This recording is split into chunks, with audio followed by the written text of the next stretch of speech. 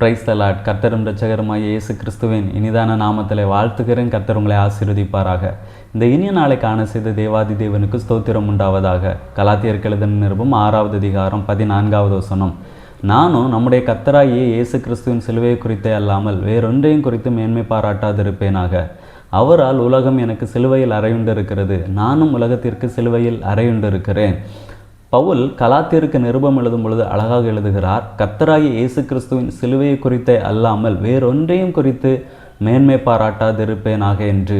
அப்போஸ்தலனாகிய பவுல் மேன்மை பாராட்ட வேண்டும் என்றால் அநேக காரியங்களை குறித்து மேன்மை பாராட்டலாம். புதிய ஏற்பாட்டிலே 13 நிருபங்களை எழுதியிருக்கிறார்.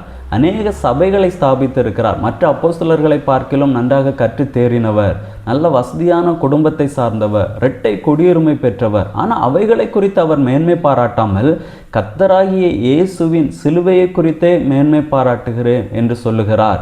அதை குறித்து அவர் மேன்மை பாராட்ட என்ன காரணம் என்று பார்க்கும் பொழுது எபேசியருக்கு எழுதின நிருபம் 1வது அதிகாரம் 7வது வசனத்தை வாசிக்கும் பொழுது, அவருடைய கிருபையின் ஐஸ்வர்யத்தின்படியே இவருடைய இரத்தத்தினாலே பாவம் மன்னிப்பாகிய மீட்பு இவருக்குள் நமக்கு உண்டாயிருக்கிறது என்று சொல்லப்பட்டிருக்கிறது. இயேசு கிறிஸ்து சிலுவையிலே மரித்தது நிமித்தமாக, பலியானது நிமித்தமாக நமக்கு அந்த பாவ மன்னிப்பு கிடைத்திருக்கிறது, பாவத்திலிருந்து மீட்பு கிடைத்திருக்கிறது. நாம் பாவத்திற்கு மரித்து போய் கிடந்தோம். ஆனால் மரித்து போய் கிடந்த நம்மை அந்த பாவத்திலிருந்து கர்த்தர் மீட்டு கொண்டு வந்திருக்கிறார். இயேசு கிறிஸ்து பலியானது நிமித்தமாக நமக்கு ஒரு சமாதானம் உண்டாயிருக்கிறது.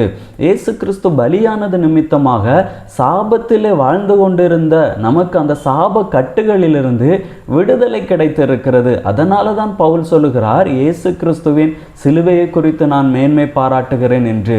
நாம் நம்முடைய வாழ்விலே எதை குறித்து மேன்மை பாராட்டுகிறோம்? நம்முடைய படிப்பை குறித்தா அல்லது வேலை குறித்து மேன்மை பாராட்டுகிறோமா? நம்முடைய வாழ்க்கையிலே நாம் மேன்மை பாராட்டுவதற்கு தகுதியானது ஒன்றே ஒன்றுதான். அது இயேசு கிறிஸ்து நமக்கு பாராட்டின அந்த மீட்பு. அந்த மீட்பை குறித்து நாம் மேன்மையாக எண்ண வேண்டும். மீட்பை குறித்து நாம் மேன்மை பாராட்ட வேண்டும். நம்முடைய வாழ்க்கையிலே நாம் மேன்மை பாராட்ட வேண்டியது ஒன்றே ஒன்றுதான், அவர் நமக்கு பாராட்டின அந்த மீட்பு. அதை குறித்து நாம் மேன்மை பாராட்டுவோம். கர்த்தர் நம்மை ஆசீர்வதிப்பார். ஜெபிக்கலாமா? நல்ல தகப்பனே, உம்மை நன்றியோடு உம்மை துதிக்கிறோம், உம்மை ஸ்தோத்தரிக்கிறோம் அப்பா. அப்போஸ்தலனாகிய பவுல் கலாத்தியருக்கு எழுதும் பொழுது கர்த்தராகிய இயேசு கிறிஸ்துவனுடைய சிலுவை குறித்தே மேன்மை பாராட்டுகிறேன் என்று சொல்கிறார். அதே போல் எங்களுடைய வாழ்க்கையிலே சிலுவையிலே மரித்த அந்த இயேசு கிறிஸ்து எங்களுக்கு கொடுத்த அந்த மீட்பை குறித்து அதிகமாக மேன்மை பாராட்ட கர்த்தர் எங்களுக்கு நல்ல கிருபைகளை தந்தருளும்படியாய் ஜெபிக்கிறோம். இயேசுவின் நாமத்தில் பிதாவே, ஆமென். God bless you.